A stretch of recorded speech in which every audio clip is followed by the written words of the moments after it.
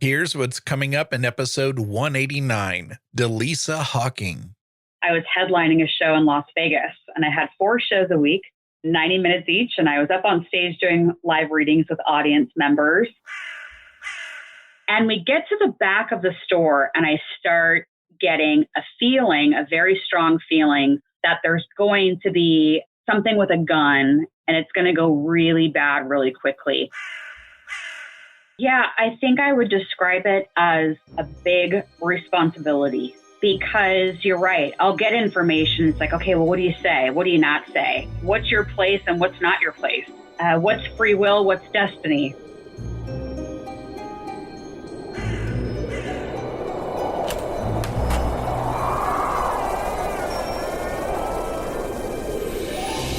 Welcome to the Big Seance podcast. I'm Patrick Keller of BigSeance.com, and this is a place for an open discussion on all things paranormal, but specifically topics like ghosts and hauntings, paranormal research, spirit communication, psychics and mediums, and life after death. So basically, anything that pops up in my paranormal world. The candles are already lit, so you might as well come on in and join the Seance. Before she became a nationally recognized psychic medium, mindfulness expert, and intuitive business consultant, Dallisa led a very different life as an executive in the casino industry in Las Vegas. She has made matters of the heart, living authentically and teaching people how to elevate their own joy, her core mission. She founded Spirit and Spark in 2017, now a nationwide company devoted to connecting individuals and groups with top spiritual and wellness service providers. Dallisa has trained with industry superstars such as Tony Robbins, Dr. Brian Weiss, Dr. Bruce Lipton, and shut up, Dr. Raymond Moody. We're going to talk about that. Hello. She received her psychic gifts from her grandmother, Eloise, and great-great-grandmother, Belle. Dallisa has also had the privilege of working on missing persons, mysterious deaths, and cold cases, providing loved ones with information and closure. She didn't put this in her bio, but she has a podcast called Highway to Healing with Dallisa Hocking, which I've checked out, and you might want to check that out too, if that's your thing.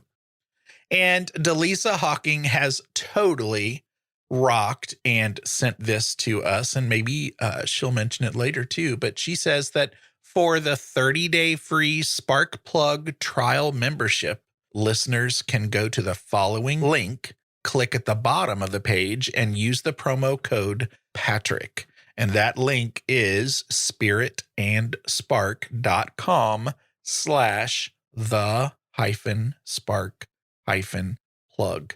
And I will put that link in the show notes, obviously, but you can use promo code Patrick. And that's very nice of her to do that. Welcome to the Parlor, Dallisa Hocking. We're so glad to have you.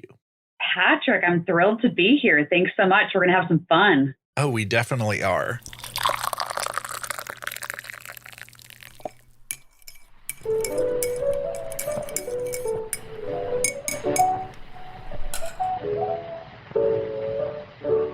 You invited me onto a little project that you did, and that's how we met.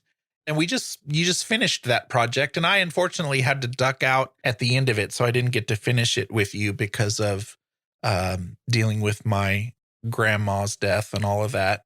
But tell people what we just did together, because it was cool to meet you and get to work on that. Yeah, it was fun. So before the pandemic, I was headlining a show in Las Vegas, and I had 4 shows a week, 90 minutes each. And I was up on stage doing live readings with audience members. And I had a partnership with that hotel, and obviously I didn't have a show for a year plus. And they reached back out and said, hey, do you want to do something together? And so we ended up coming up with doing a YouTube show about ghosts and paranormal activity at their haunted location, which is very, very haunted. And I got connected with you, Patrick, and I said, hey, come be an expert. And so we did a limited series and talked about different ghosts at the Hotel Apache. at Binions Gambling Hall, downtown Las Vegas. How cool. And there are so many mediums listening now going, shut up with your own theater to do gallery readings and things in. What was the first time doing that like? And, what's the experience like? I'm sure you miss it. I love being on stage, and YouTube is now, where I spend a lot of my energy just to help get that out of my body. I grew up acting in theater, and the funny part about the whole thing actually is when I was a kid, as you mentioned in my bio, my grandmother had this ability. And so I would sit with her in her living room, and she would tell me what spirit showed up the night before and what they looked like, what they were wearing. She would talk about her ESP and the predictions. And I remember sitting there as a kid one day and, half terrified and half intrigued about what she was going to tell me. And she said, Lisi, she called me Lisi. That was my nickname. I've got an ESP coming in. I said, oh God. Exactly. I thought, oh God. And she goes, listen, one day you are going to need a stage name. I thought, what the heck is she talking about?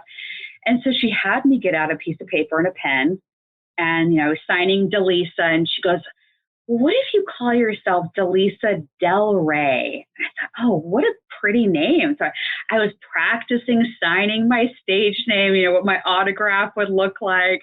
And so then all of these years later, out of the blue, really, I had done a couple of media projects with the hotel. And they said, hey, what do you think about coming in and doing the show here? And so I take the stage, and I was producing, directing, starring in it. I was a one-man band. I had somebody helping me on stage, kind of direct traffic. But I remember being up there and telling the story at the beginning of every show about my grandmother and that story. And the whole set I designed to look like my grandmother's living room. Shut up. Yeah. And so when somebody from the audience would come up on stage, it was like the blue recliner that she would sit in.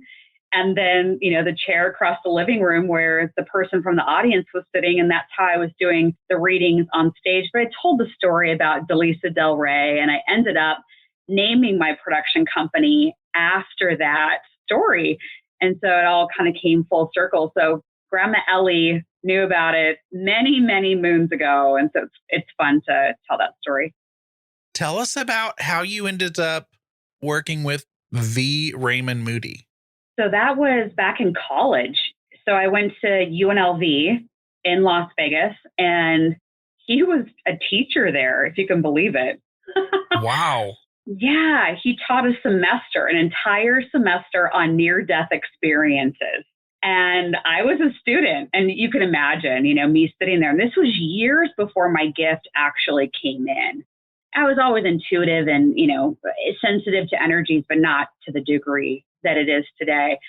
So I remember here I was probably, 20 years old, sitting in the auditorium, fascinated, because obviously my family's very open to this. My grandmother and I were extremely close. And so here's Dr. Moody standing, up on the podium talking about all of his research and what people have said about what happens when you pass away. And ironically, when I was a kid, I grew up outside of Seattle. My pediatrician was considered the leading expert on near-death experiences in children. So you kind of look back at your life and you're like, wait a minute, I think the universe was trying to point me in this direction the entire time. And it just took me a little bit to catch on. Well, yeah, it makes me wonder. I think he's written an awful lot in a lot of his books about the experiences of his students and people that he works with. I wonder if anybody from your class ever made it into one of his books. I'm not sure. We probably at some point, right? Because Yeah. I think he's still talking and teaching, and I've tried to look him up. I was going to ask him to lunch one day, but he's no longer in Las Vegas. Gosh, that would be cool, though. That would so be cool. You would totally take a selfie and share it everywhere, right? Yes. Absolutely. Yep. Have you always lived around Vegas? Well, I was born in Minnesota, grew up in the Seattle area, My parents were tired of the rain, moved my brother and I down here to Las Vegas. So I graduated high school here. So I just thought I'll stay and go to college. I escaped for 3 years and moved to Texas. And then that's actually where all of my gifts started coming in, and my life just took a complete turn. And I said, well, I better go back to Las Vegas where I have family. So, in case life just goes really sideways, at least I'll have, a hot shower, a meal. So yeah, I've tried to leave a couple of times, but it's been a good city for spirituality. It's got that really interesting yin yang energy here.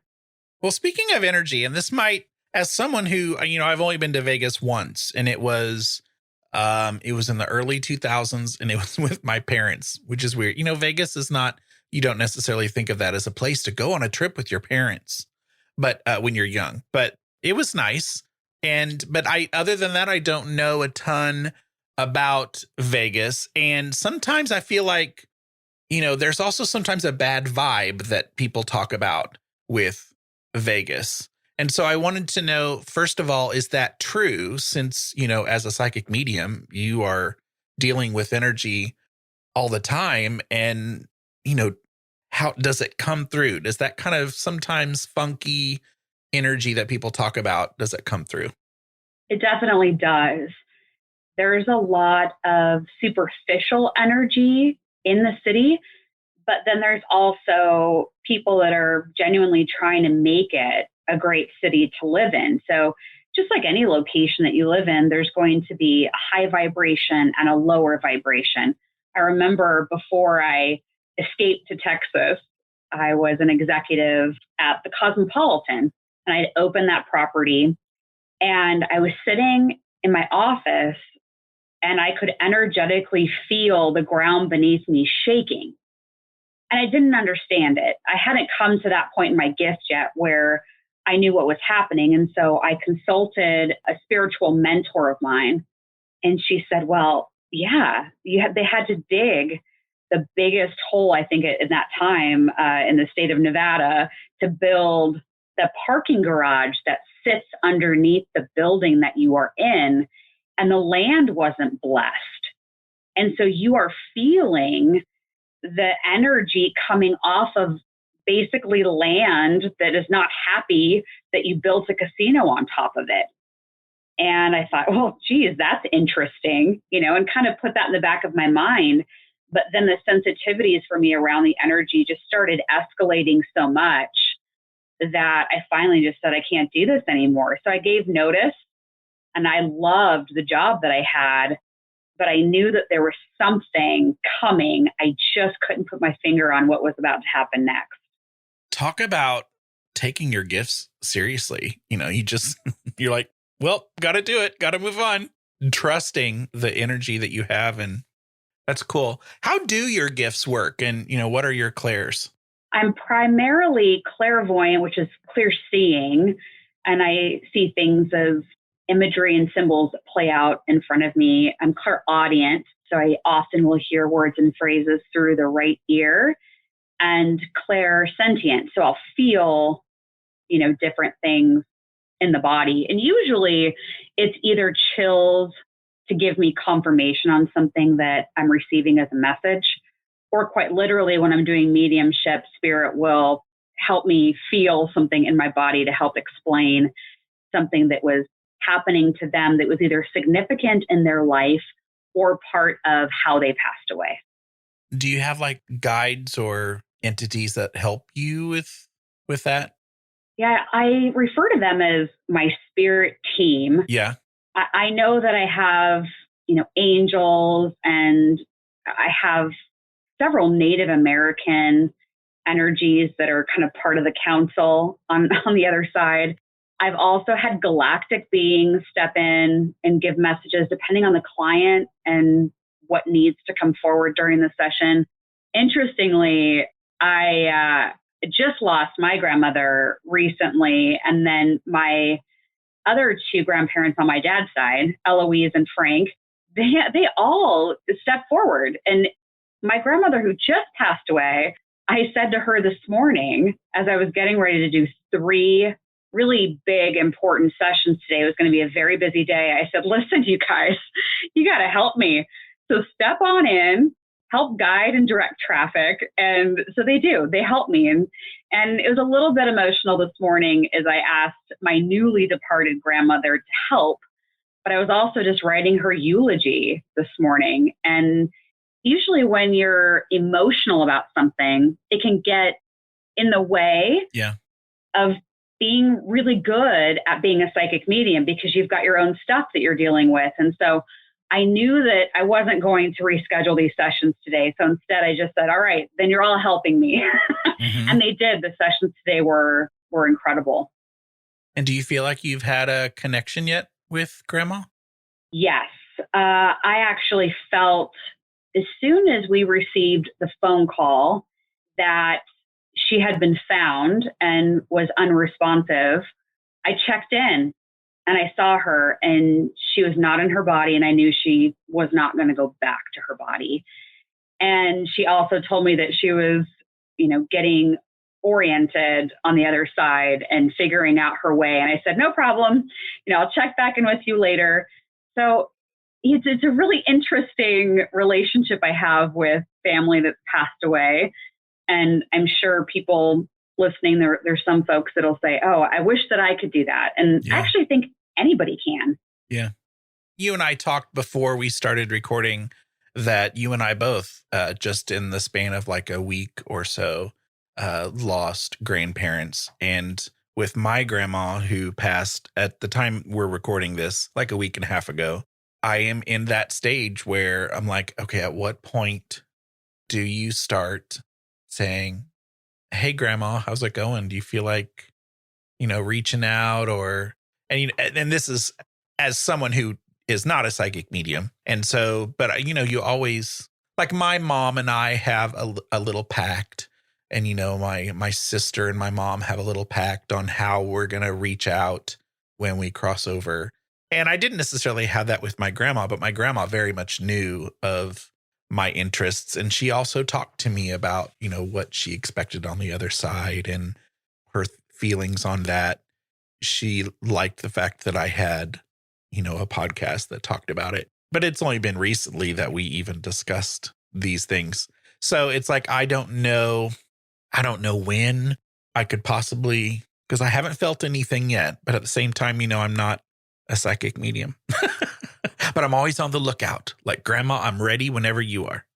And I think that's a great mindset to have.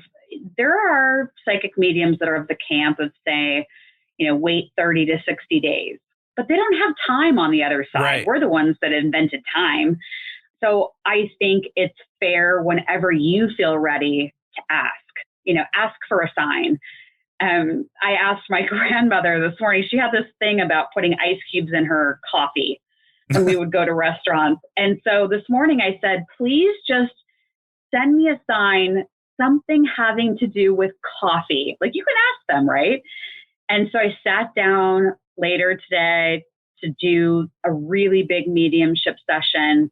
And the first thing I saw as I started to tune in my mind's eye, was a cup of coffee. And I knew as that started to come in that she was there helping me. And so I don't think you have to wait a certain amount of time. It's really whenever you feel ready. But I would suggest to, yourself, to anybody listening to this that wants to connect with somebody on the other side, ask them for a sign, get out of the way, let them deliver something. Don't go overly looking for something to make it fit. You will know when it's them introducing something through a person or a situation or a dream. You will know when it's them. It's also very weird because this is the closest person to me that I've ever lost. And as much as I loved my Bama dearly and will miss her, I'm excited about this new journey for her. She went through quite a bit of pain at the end. And so it's a huge relief that she's now not in pain and she's crossed over. And so it's like, all right, I was close to my grandma, and let's see what she's in for doing. What games can we play now? It's a weird feeling to feel, it's a new stage. I think the veil between us and the other side is thinning so rapidly. I can tell even a difference in the information that's coming forward in a mediumship session, the things that they're coming forward with and saying, from the other side. And the client's like, well, how did you even know that? And so the clarity and the crispness, I'll say, of the information that we can get is just incredible. And I can feel it just moving more so in that direction. So I think there'll be even more of us that aren't quote unquote psychic mediums that will be getting our own information from loved ones on the other side. So based on your experiences, what do you think happens when we die? I feel strongly that we obviously leave our body and enter into a place where there's a life review. I think that it shows up before us. And the way I kind of see it in my mind's eye is like you're standing in front of like all these big panoramic screens. And they say, all right, Patrick, okay, Dallisa, here's what happened, and people, may talk about heaven or hell. I actually think that plays out in a life review where you start to experience your life that you just had from the perspective, the viewpoint of the other people that you were interacting with. And so if you were this big jerk, you're going to feel how you treated people. That would be hell. Right. Yeah. And so it's all about mirroring that energy back to you, because I think that we are on Earth school. We have incarnated in a very complex school where we are learning lessons to help us grow, to evolve our way of being, to love more deeply. And so if we're doing that and we're on the path and we're doing our best and we're learning the lessons, I think that when you get to the life review, it doesn't feel so bad. You're like, oh yeah, I know, I should have done that. Okay, fine, next time, right? But if you're just going through mowing people over with everything that you think, they need to do and dictating and controlling, you're going to be in for a rude awakening, when you get to the other side. And then past the life review, I do think you go into a bit of an orientation and you reacclimate to where you're at now. I often see from spirits on the other side that they're doing things that they loved when they were here. I see a lot of outdoor spaces, so mountains and rivers and gardens and meadows, and I see all of that. I also hear from spirits saying, oh, I got to go to class, and so they're learning while they're over there too. Yeah. And I've also seen the hall where they keep all of the records, the maybe Akashic records, people could refer to it as, but all of your records of all of your lifetime. And I've been shown going in there and basically pulling up your records, your file folder, and saying, okay, what are you going to do now?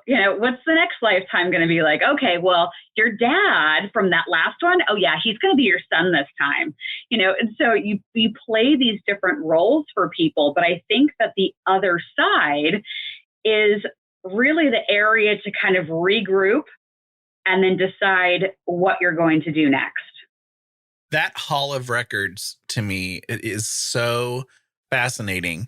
And Sylvia Brown, love her or not, she says, I think it's Sylvia, and she says it's the hall of records that also has every book or writing that has ever existed is there. Even, writings that have been destroyed through wars and, whatever history, they're there. And as someone who loves books and would love to just like live in an old library, I'm like, I am going to spend some time in the Hall of Records. Like, that's going to be awesome, I would think.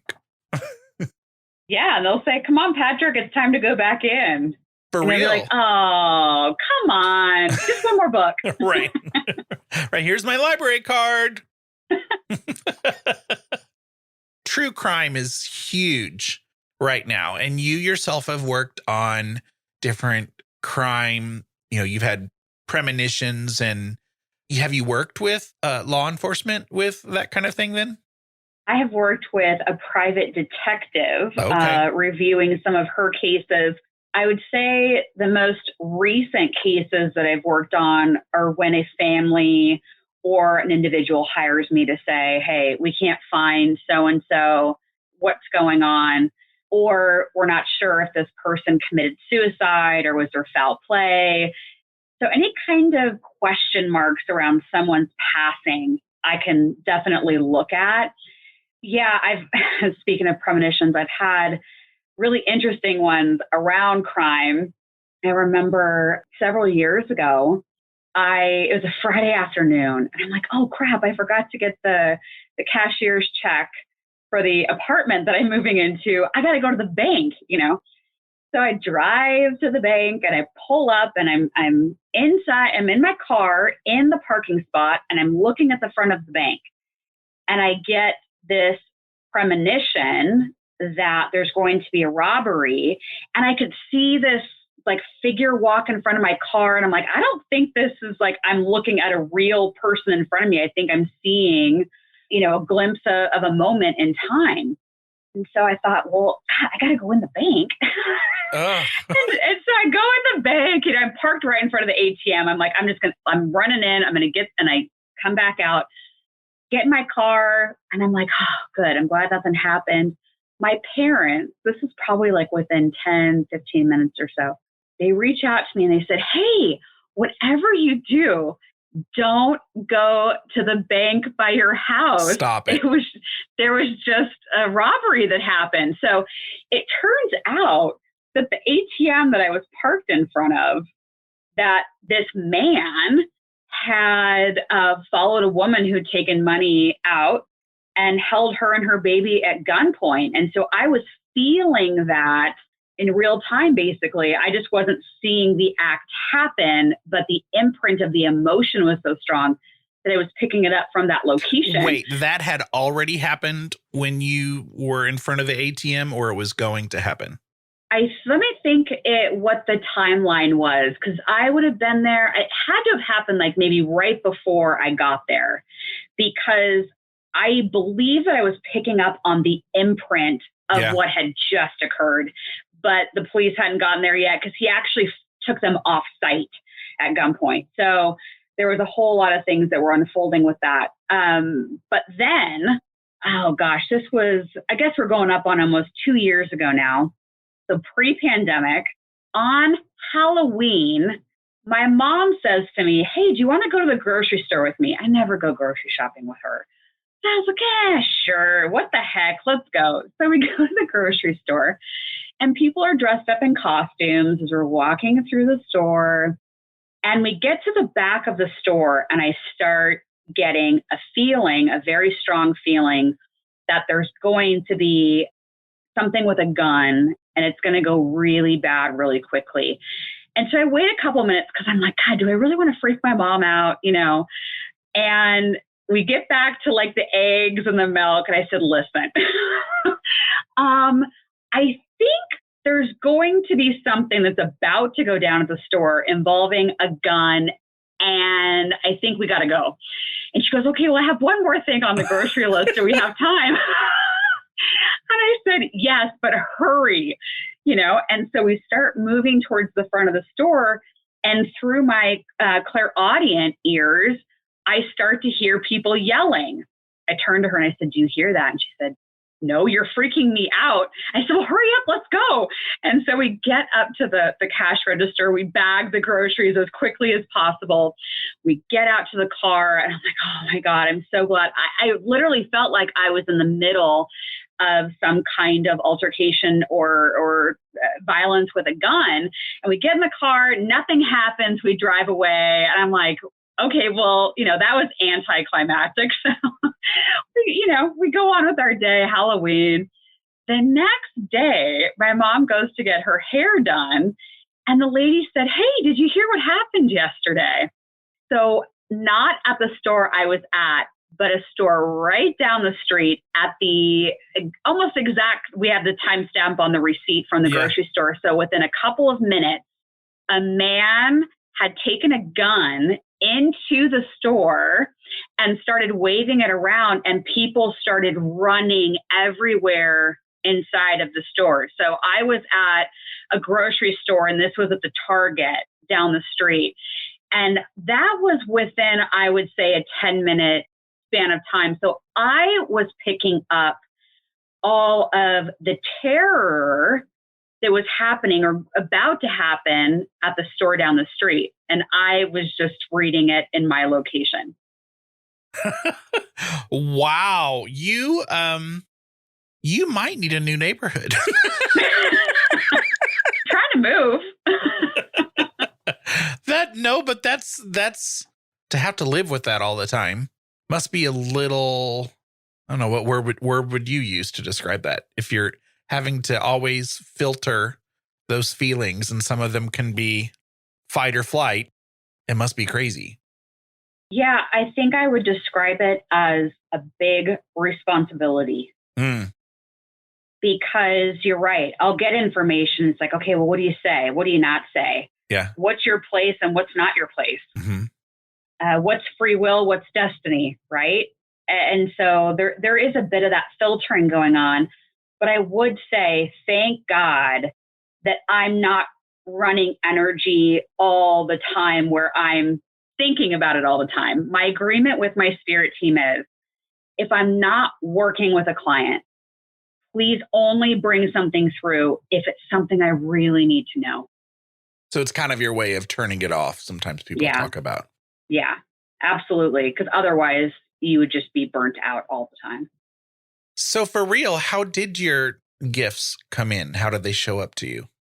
Yeah, it was completely unexpected. You know, I was minding my own business. I had a full-time job at a university in Texas, and I had started a company. I was actually a matchmaker, and I was planning singles events in different states. And I decided, because I was obviously very interested in spirituality with the family I was in, the classes I had taken.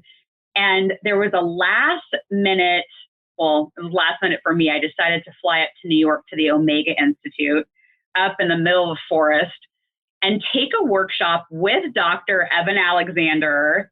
And it was all about the study of synchronicity, how everything happens for a reason. And so these different leading experts were talking about the studies and the research they were doing around it. And the whole trip was filled with all of these synchronicities. It would take me a whole other episode of your podcast to tell you everything that happened.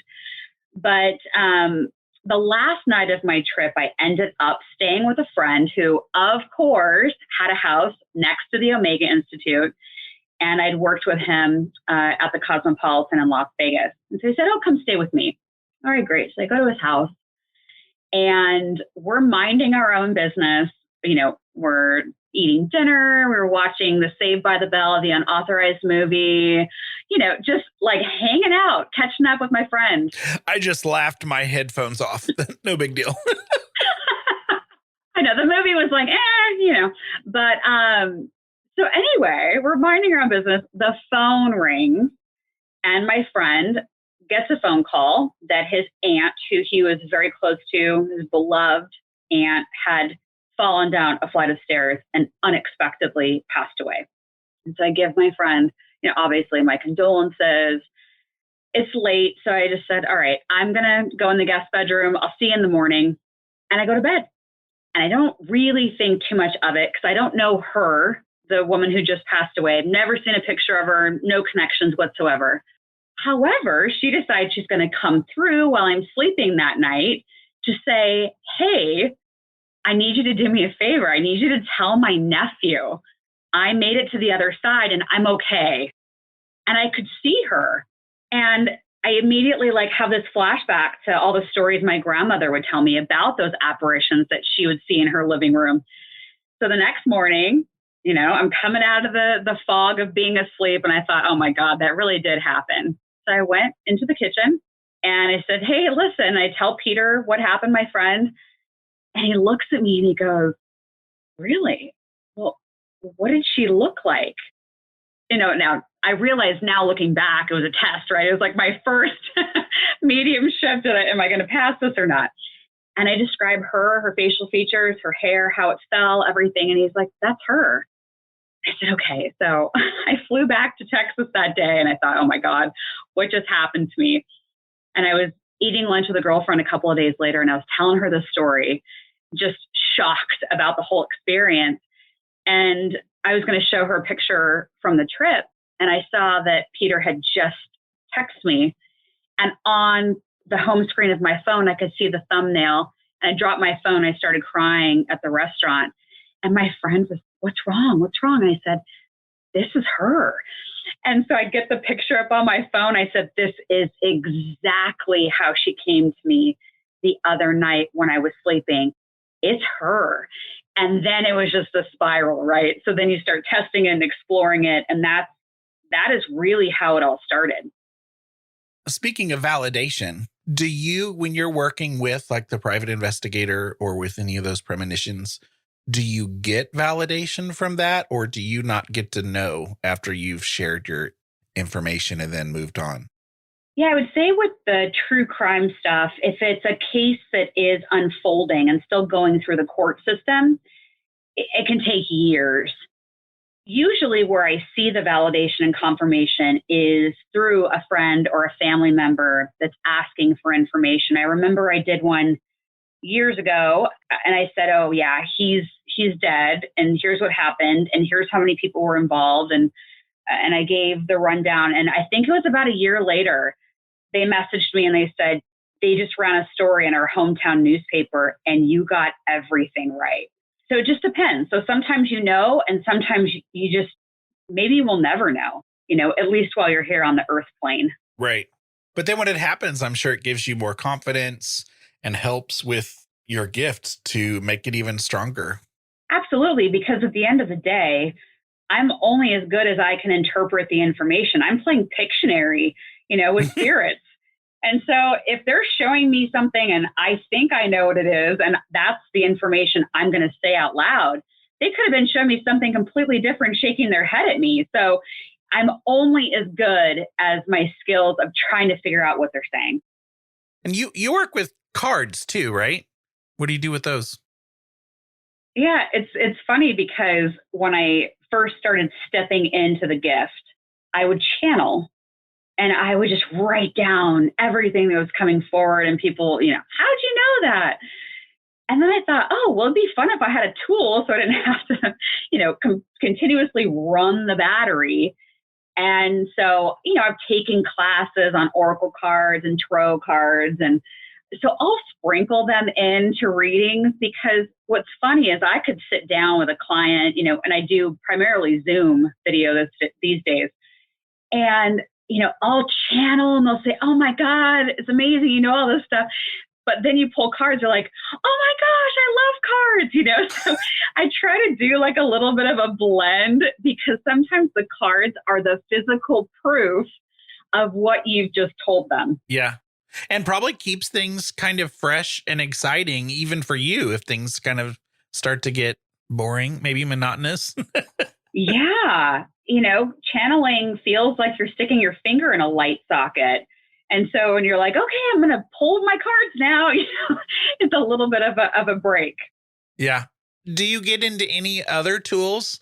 It's an interesting question I like to ask psychic mediums because you technically don't need to use any tools. I guess most psychic mediums don't because you have your gifts.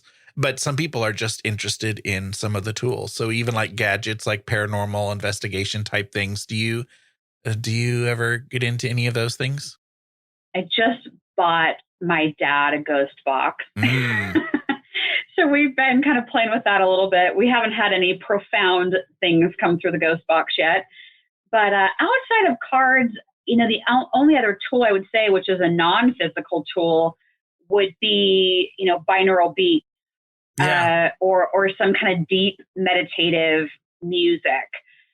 I find that by doing a meditation like that, especially before I do mediumship, it opens up the flow and the channel so much faster and clearer than if you just try to do it from the energy that you're operating at, as a human being. Because I think it's all frequency. So the higher you can get your frequency, and get your brain waves in the right frequency, then I think you just become that much clearer of a conduit. Yeah, years ago, I used to do a lot of EVP research in my home, not this home, but a previous home. And I used to do a lot of like meditation with different music or sometimes binaural beats before I would go into a session, hoping to raise that energy. And I didn't know and I still don't know a ton about binaural beats. One of these days, I'm going to really dig into those and see kind of what that's about. But I remember trying it. And around that time was the first time I'd ever heard of it. It was kind of weird. I was like, this is cool. Kind of, but it's also kind of scary. It's like, I don't understand what's going in my brain. Do I really want these binaural beats to be pounding in my brain if I don't know what they're doing? Is this a cult? What is this? I found a company on the fateful trip to New York when the gifts came in. There was a company at a retreat I was at called Sacred Acoustics. And I am not sponsored by them. However, they were that first company that had meditations where I felt that it was activating my brain in a way where I could pull forward information. And I still will listen to their meditations to this day. I think what they're doing is really important. Dr. Eben Alexander is involved in that company, and he's that neurosurgeon that had his own near-death experience. So he's behind it. I don't know if they're still together. I believe they are, but his girlfriend, I think, is one of the co-founders of the company. I'll have to check that out. Is there a good book that you would recommend? My listeners tend to kind of be book nerds along with myself. Is there one you'd recommend? I love The Untethered Soul by Michael Singer.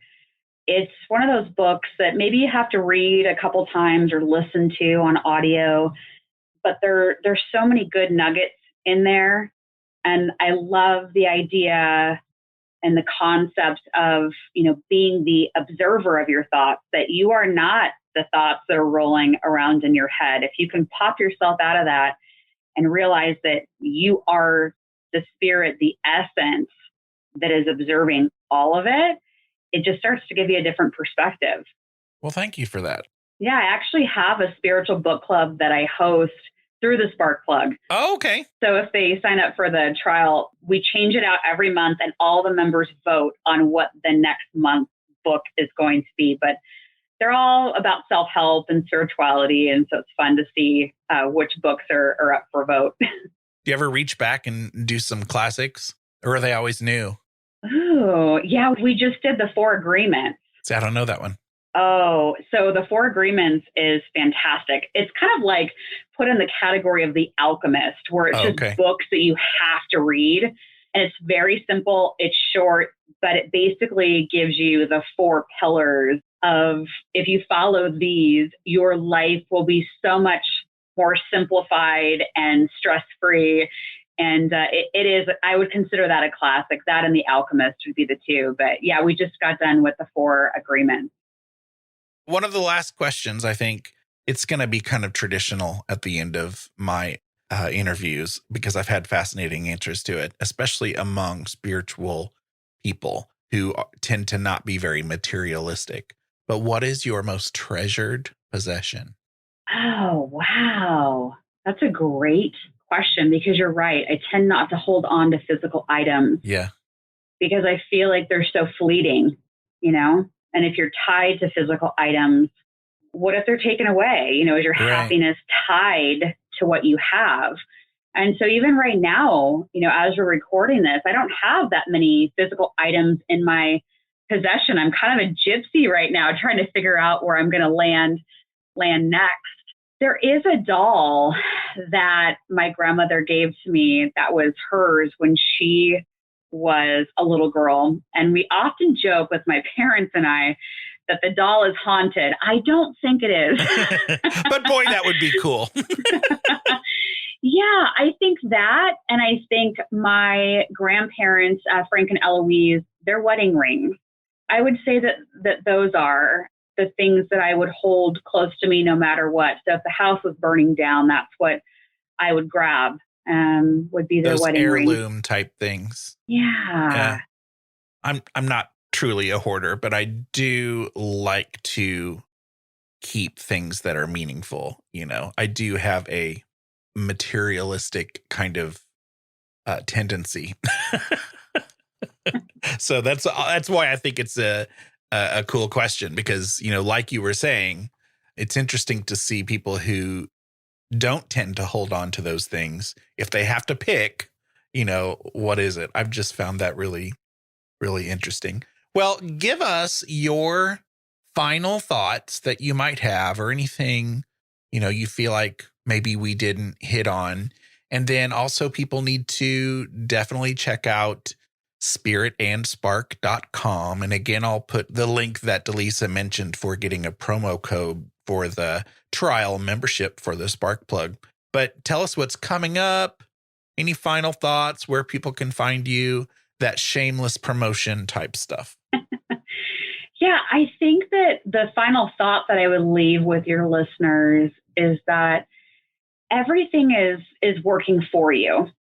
If you can go through each of your days remembering that you're on Earth School, you opted in to come here, you're here to learn and to love, then if you can start to see things unfolding in a way that it's happening for you instead of to you, it'll help you glide through a little bit easier. And it's all going to be okay. I believe that you're going to go to the other side when you're done here, and you'll learn. And then you'll come back in after you visit the library with Patrick and read a few books. Maybe not take it so seriously. Like you're going to make it through, and it's all divinely coordinated. I'd love to have, your listeners connect with me, of course, spiritandspark.com, as you mentioned. Yeah, YouTube is where I'm doing a lot of my stuff. So on Mondays, I go on, I do a live broadcast, and I talk about the energy for the week and the predictions that I have. So YouTube, Spirit and Spark TV. And you mentioned the podcast earlier. And I've got really amazing practitioners that are doing sessions all over the country. And I audition all of them. And that makes it a fun part of my job. But we're here to help. I think so many people feel like they're in it alone sometimes. And I guarantee you, even on the days where you feel most isolated or alone, definitely have guides on the other side who are trying to nudge you along. Yeah, and that's something I probably didn't hit on at all or enough, is the fact that Spirit and Spark isn't just you, it really is a we. Do you need to say anything more about kind of the services that you offer and what you do at Spirit and Spark? I would just add to that we have a variety of people that are offering different types of sessions. And so even if you find yourself over on the website and you pull up the free practitioner directory where it has all the bios and everything, the business phone number is in there. Just shoot me over a text and say, here's what's going on. Who should I talk to? And I'm happy to help point you in the right direction. You rock, Dallisa. So do you, Patrick.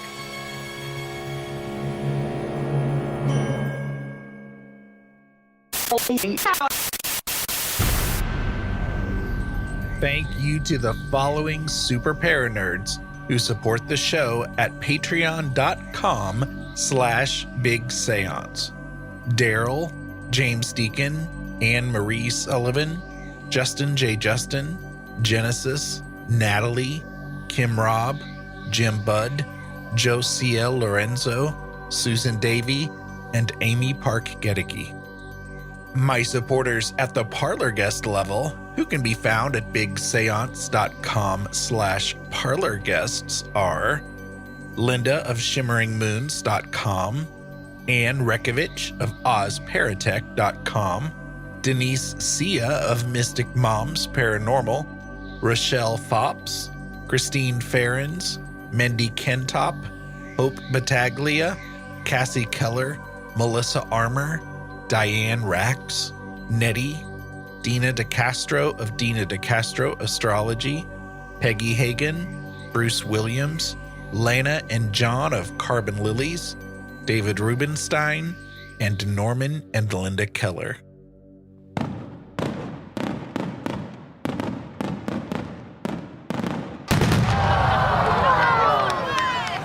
That sound you just heard was the above and beyond. There's not even a category for your level of support fireworks display.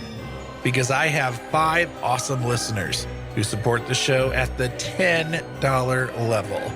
Glenna Becker, Steve Skinner, Kevin Gilbert, AJ Meredith, and James Wilfong. So thank you, Glenna, Steve, Kevin, AJ, and James, and thank you, Paranerds.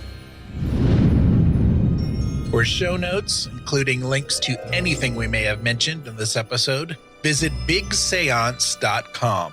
And you can continue the discussion and hang out with a great community of Paranerds by joining us in the Big Seance Parlor on Facebook.